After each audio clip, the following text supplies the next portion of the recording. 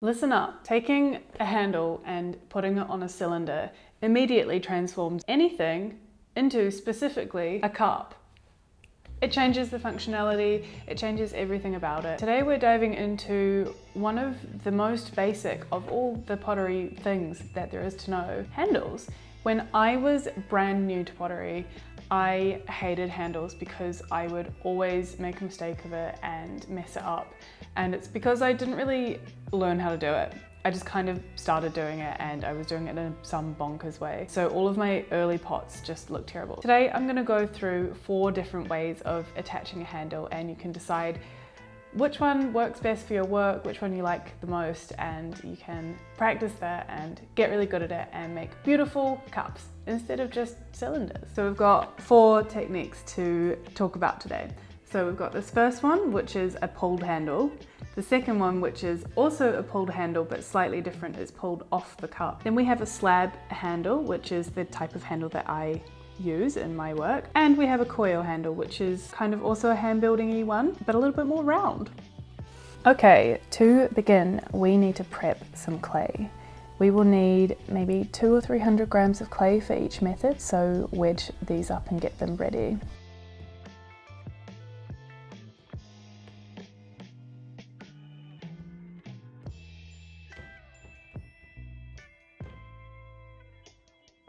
First up, let's talk about pulling handles off the cup. You'll need a board or a plaster bat for this and some water. And I want to preface this whole thing with pulling handles looks undignified and a little bit crass. We're all thinking it, okay? It's just how it's done, so let's go, let's move on. Hold the clay in your non-dominant hand. I'm left-handed, so I hold it with my right hand and I pull with my left. Swap that over, obviously, if you're right-handed. Wet the clay and your dominant hand and gently pull the clay downwards, making sure that you keep both your hand and the clay wet. Any dry spots will create friction that will snag the clay. Pull down with a consistent pressure, coaxing the clay through the fleshy part of your hand between your index finger and your thumb, kind of in the OK hand symbol, if that makes sense. That kind of weird little webbed bit of your hand, that's where you're pulling. This movement is what I think milking a cow is like, although I haven't actually ever done that, but that's kind of the vibe. If the end of your pulled handle is thicker than the length of it, it means that you're not holding the clay at a consistent firmness. So you can pinch the end off of this if you need to. Once you're happy with the shape of your handle, it's time to pinch it off onto a plaster bat or a wooden board.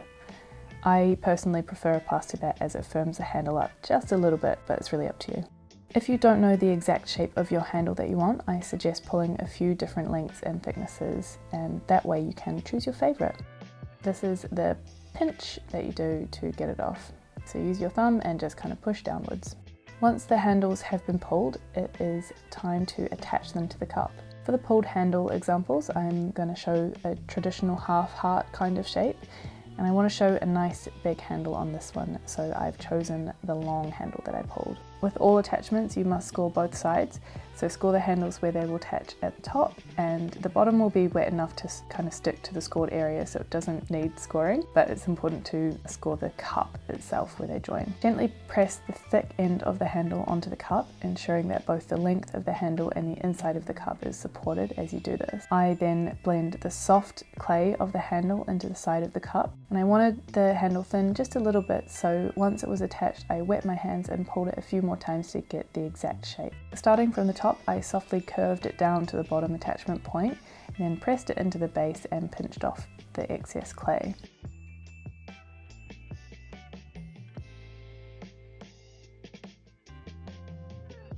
I blended it into the base too, using my fingers and a knife tool.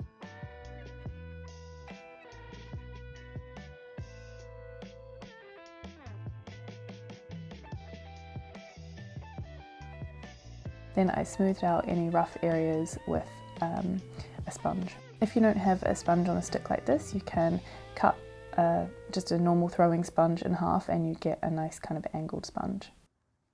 And there you have it, a beautifully pulled handle off the cup. You can start with a thicker piece of clay and really pull it further off the cup, but I've never actually used this method in my practice, so I'm not super good at it. Florian Gadsby is great at this technique, so if you want to see it in action for loads of cups, check out his cup videos.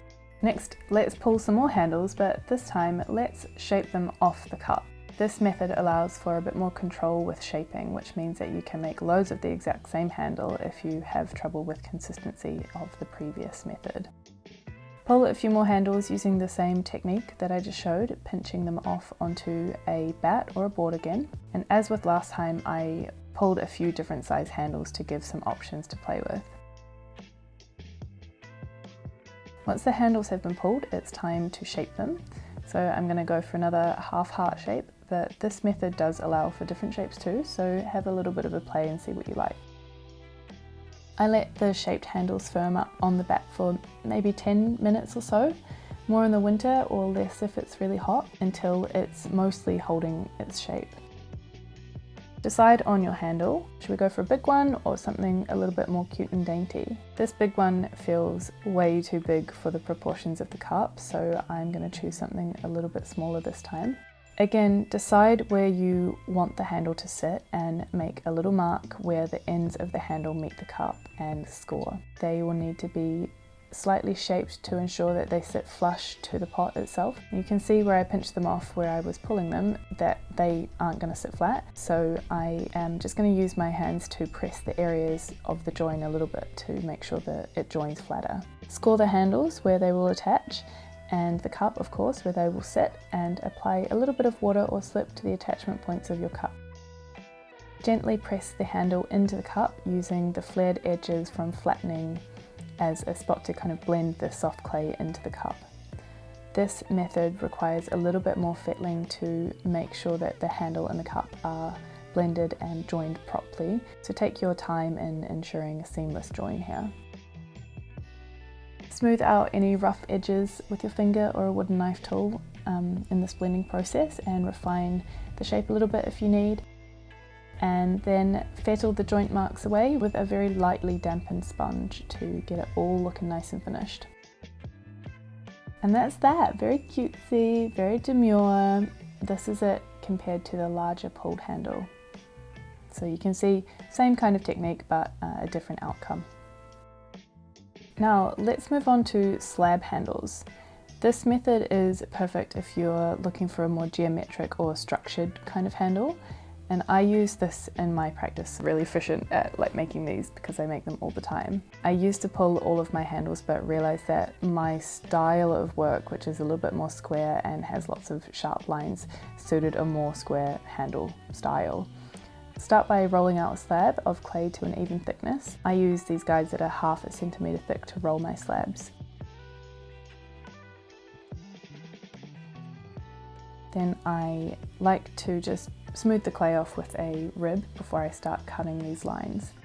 You can cut one slab of a handle, or if you're making a few, which I am doing, then I like to make a few handles all at once. I use these guides, which I have marked with my handle to make sure that if I'm making them batch by batch, they are nice and consistent. I always make 5 or 10 extra handles just in case I make any mistakes while I'm joining, and this method of making slab handles works really well for that.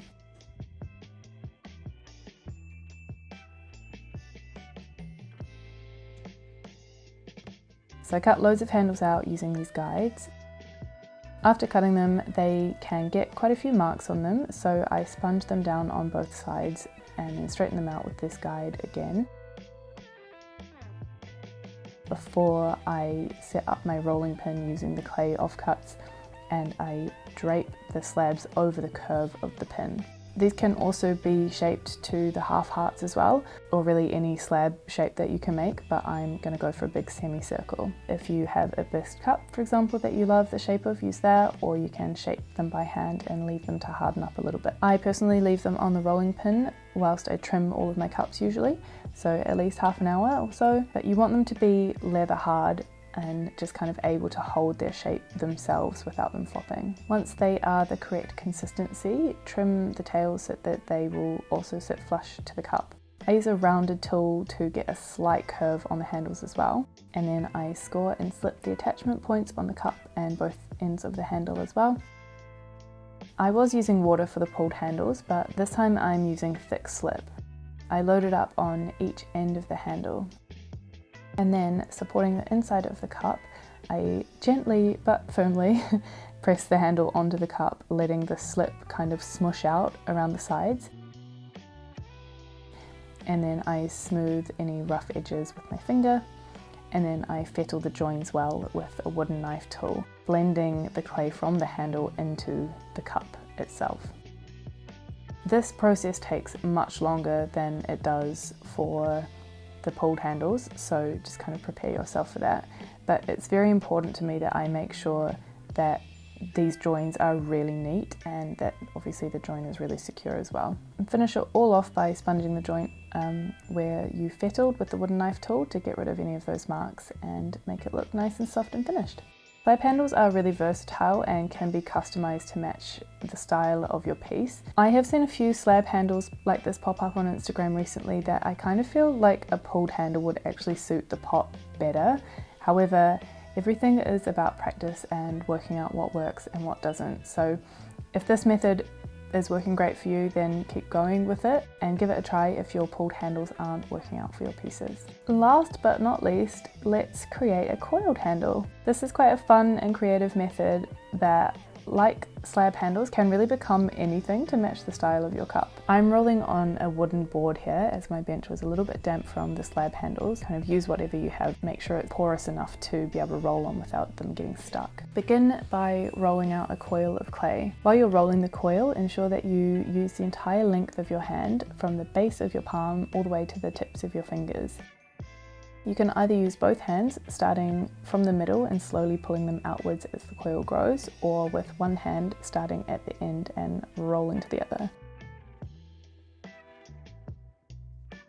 If you end up with too long of a coil as you're rolling, you can just pinch some off so it's a little bit more manageable. Once you have a nice even coil, you can gently curve it into a handle shape, adjusting the size to fit your cup.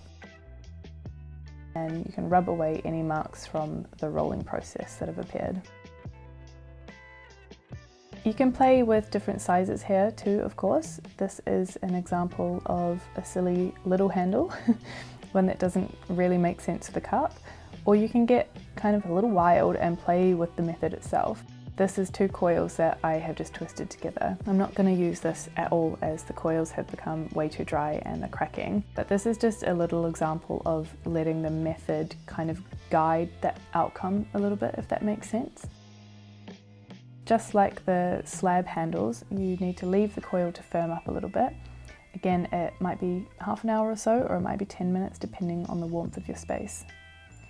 And just like the slab handle as well, make sure that the ends match the form of your cup. So press the ends so that they too flare out a little bit before scoring and slipping.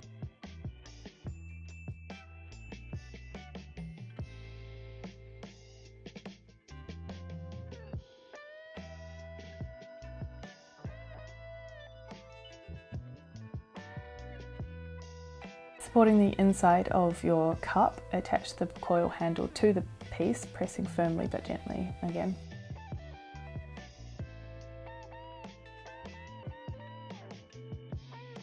This too will need lots of fettling, so make sure you're comfortable with your blending tool.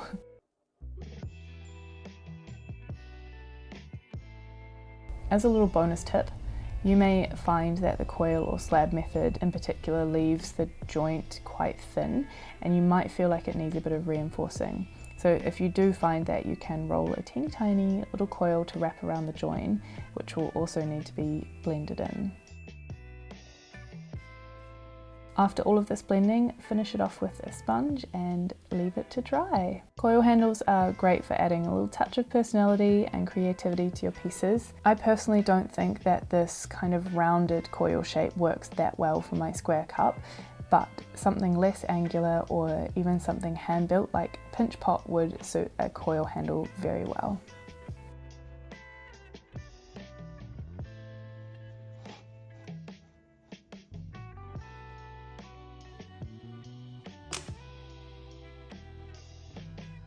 And there you have it, folks.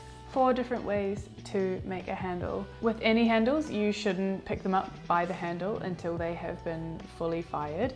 So I absolutely am not going to pick this up right now, especially when they have dried to bone dry. That's when they're at their most fragile. So just be really careful with them. Hold the whole cup, don't hold it by the handle or by the rim. Whether you are into kind of the elegance and the tradition of the pulled handles, or you like something a little bit more modern, a little bit more playful perhaps, then these ones are the ones to go for, I suppose.